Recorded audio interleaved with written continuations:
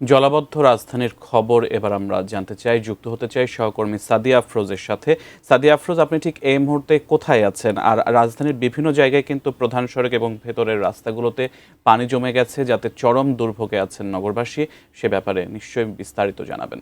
পাড়া এলাকায় এবং এখানটায় আমরা দেখতে পাচ্ছি যে সকালের দিকটায় যে পরিমাণ বৃষ্টির পানি জমা ছিল সেটি অনেকটাই কমে গেছে, বিশেষ করে এই জায়গাটিতে শেওড়াপাড়ায়, এবং এখানের বেশ কিছু গলিপথে আমরা দেখছিলাম পানি জমে যাচ্ছে, কিন্তু সেগুলো পরিমাণ কিছুটা কমেছে। অর্থাৎ সকালের দিকে যে পানির পরিমাণ ছিল প্রায় হাঁটুর সমান বা কিংবা কোমর সমান অনেক জায়গায় পানি ছিল এই মিরপুরে, তবে সেটি এখন অনেকটাই পায়ের তলার দিকে নেমে এসেছে। এবং কিছু কিছু জায়গায় আমরা দেখলাম যে রাস্তার এক সাইডে পানি নেমে গেছে। অর্থাৎ দুর্ভোগ কিছুটা কমেছে সেটি বলাই যায়, তবে একেবারে কমেছে সেটি নয়, কারণ এখনো অনেক জায়গায় পানি জমে আছে। বিশেষ করে যেখানে যে জায়গাগুলোতে গলি, সকালের দিকে পানি কেমন ছিল একটু শুনি আপনার কাছে। সকালে পানি ছিল, অনেক পানি ছিল, সকালের দিকেও পানি ছিল। সকালে মানে এত বেশি ছিল না, দুপুরের পর থেকে অনেক বেশি। দুপুর, হ্যাঁ, আমি 10 নম্বর যাচ্ছিলাম, 10 নম্বর থেকে মানে যাইতে পারিনি, গাড়ি থেকে নামে ঘুরে আসলাম বাবা।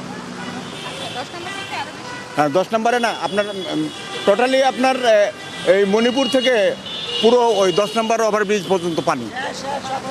তার মানে 10 নম্বর ওভারব্রিজের পাশ পর্যন্ত পানি আমরা শুনছিলাম, কিন্তু এই দিকটার পানিটা কিছুটা কমেছে। আমরা সামনে আবারও যাব, সেই দিকটার অবস্থা নিশ্চয়ই দর্শকদের দেখাতে পারবো। তবে আপনাকে একটি বিষয় বলে রাখি যে যে কোনো সময় আসলে জলাবদ্ধ অবস্থায় তৈরি হলে ঢাকার যে অবস্থা দাঁড়ায় সেটি হচ্ছে যে যানজট বেড়ে যায়, দুর্ভোগ বাড়ে, সাধারণ মানুষ নির্দিষ্ট সময়ে গন্তব্যস্থলে পৌঁছাতে পারে না। অনেক সময় নির্দিষ্ট স্থানে আসলে যাওয়াটাই তাদের জন্য একেবারে বড় চ্যালেঞ্জ হয়ে দাঁড়ায়। সেটির পাশাপাশি বাড়তি ভাড়া গোনার যে অভিযোগ তৈরি হয়, অর্থাৎ বাড়তি ভাড়া গোনা হয়, সে কারণে যাত্রীদের অনেক বড় ভোগান্তি পোহাতে হয়। অর্থাৎ সময় নষ্ট এবং একই সাথে অর্থের খরচও বেশি বেড়ে যায়। সব মিলিয়ে যে এই যে ভোগান্তি সকাল থেকে আজকে চলছে, আপনি জানেন গত রাত থেকে যে বৃষ্টি শুরু হয়েছে, তারপর দুপুর পর্যন্ত সে বৃষ্টি ছিল, এবং দুপুরের পর আমরা দেখেছি যে বিশেষ করে জলাবদ্ধ এলাকাগুলোতে যে দুর্ভোগ সেটি অনেক গুণ বেশি ছিল।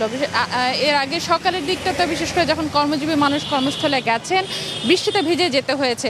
তো সব মিলিয়ে এখন বৃষ্টির মাত্রাটা কম, কিন্তু জলাবদ্ধতা এখনও কাটেনি। সে কারণে সাধারণ মানুষ বলছেন যে এই যে জলাবদ্ধ অবস্থা দীর্ঘদিন থেকে ঢাকা শুধু নয়, দেশের বিভিন্ন স্থানে এই যে জলাবদ্ধ অবস্থা বৃষ্টি হলেই তৈরি হয়, সে থেকে পরিত্রাণ চান তারা। এবং একই সাথে তারা বলছেন যে বাড়তি ভাড়া গুনতে হয় সেটিরও একটি সমাধান হওয়া উচিত।